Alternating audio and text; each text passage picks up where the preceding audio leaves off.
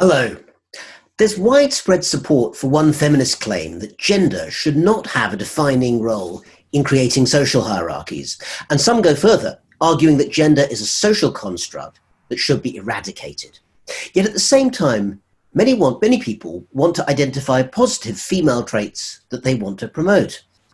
So is it hypocritical to be proud of aspects of one's gender identity at the same time as claiming to want to get rid of the social distinction altogether?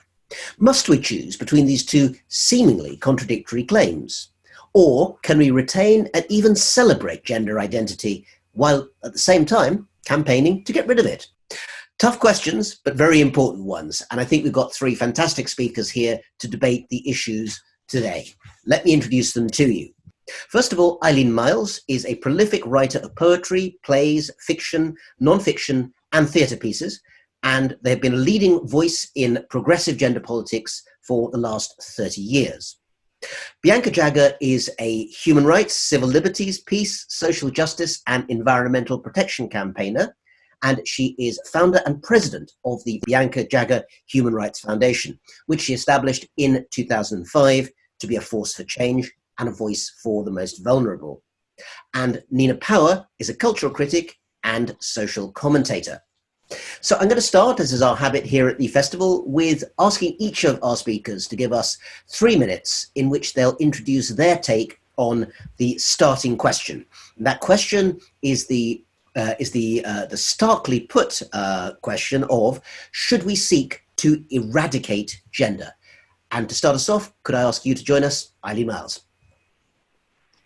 Hi. Yeah, I think it's just the wrong question altogether. There's two things that came to mind when I looked at it, though, and also the focus on females seems unnecessary. There's two things I've encountered lately or have been evolving towards, and one is a book I read recently by a friend of mine that's forthcoming. Their name is So Mayer, and they're a British, I believe, academic and writer and thinker, and they've written a terrific book called A Nazi Word for a Nazi Thing. And what they're talking about is the famous book burning in Berlin at the beginning in the 30s, and that known or unknown that most of those, when we talk about, it's usually talked about as a kind of a, in the States, like a First Amendment thing or a destruction of freedom or experimentation. But in fact, it was very specifically a library of sexual knowledge and information and queerness and just the multitudes of all the sexual information and positions and that were data that was available at that time. And so in effect, and I think it's so interesting that what they basically, and it was categorized, as we know, famously as in degeneracy and degenerate art, degenerate knowledge. And what I think the German word for degeneracy means without category, without gender, upholding fixity. And it's intriguing that fascist governments, dictatorships, and certainly presently thinking of Putin, thinking of Donald Trump, thinking of Bolsonaro, are all coming down passionately against queers and trans people. And it's sort of like it just kind of begs the question of what is this obsession with wanting to keep genders in position and as if that were protecting the state, and what that means.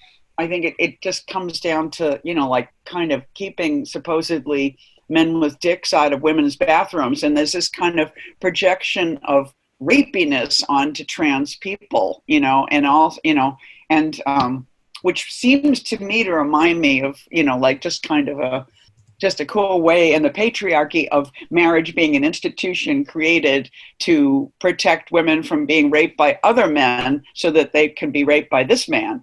And also, like right now we're in a terrible state because what we all feel as American, ideally trans feminists, is that the right the right for the female body to have power and agency is about to be taken away or sought, that our government would, because, but again, it's sort of like the whole question of why there's such a core need for, say, when a man has placed semen inside of a female body, that it must stay there, that all acts of masculinity are permanent and inherent. Again, it seems like another kind of reification of gender in its fixity.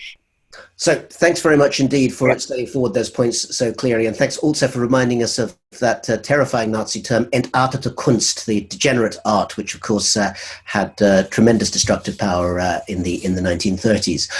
I'm going to turn, if I may, immediately to Bianca Jagger. Bianca, welcome. And could I ask you if you could address that sort of central question: should we be seeking to eradicate gender? Thank you.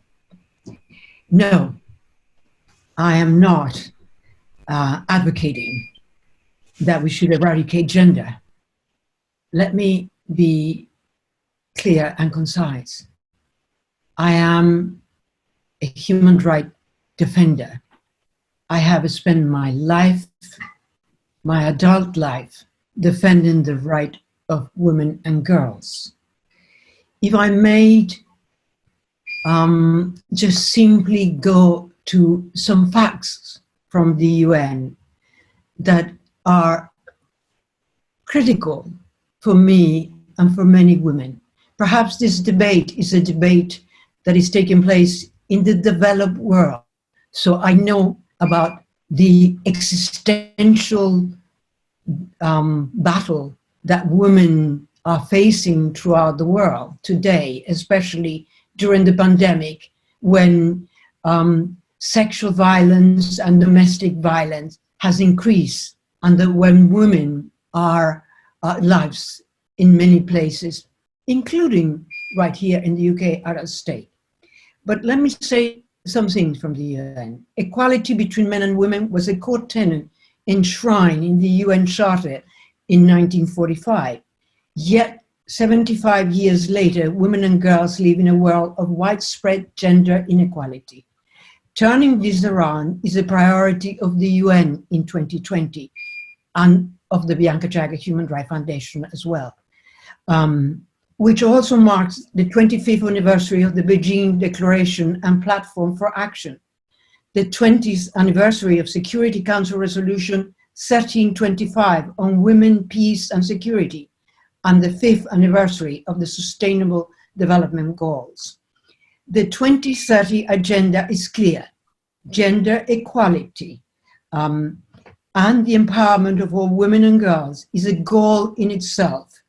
Sustainable Development Goal 5, as well as catalyst for the achievement on all of the other goals. Ultimately, equality to both women and men. The world has a decade left to turn this promise into action. Although it is 40 years since the adoption of the Convention on all forms of discrimination against women, discrimination remains commonplace in law and practice. It is 5 billion women and girls live in countries with at least one discriminatory law on the books. These statutes restrict women's abilities to make decisions about marriage, divorce, child custody, and to make choices about getting a job or starting a business. We have seen, as I have said, the threat to women during the lockdown. This is an issue of life and death for many of these women. I am not going to get into a debate whether we should eliminate gender, but how we achieve gender equality. I am a human rights defender of women and girls. During the lockdown, we have seen what is called intimate terrorism that is performed these women, because many of the social services today are not apt to being able to help them because they are with those that torture them. They are forced to be inside the house. So for me, the real debate here is, what can we do to protect women? What can we do to create gender equality? In cities across the world, we are seeing how this is increasing. We've seen an increase on marriage of child girls. We're seeing an increase on FGM. We're seeing FGM. We're seeing an increase on femicide. I think that this is the real issue. We see that in order to achieve a gender pay gap, it will take us 100 years. And no, I want to be a woman. I want to defend the rights of women and girls. Thank you very much. Bianca, thank you very much for a cogently put, extremely clear setting out of the agenda, and we'll be returning to you in just a few minutes to continue the discussion and debate. Thank you for that. But before we do that, we should turn to our third opening statement, which will come to us from Nina Power. Nina. Yeah, thank you. I think... To continue watching this video, click the link in the top left or in the description below, or visit iai.tv for more debates and talks from the world's leading thinkers on today's biggest ideas.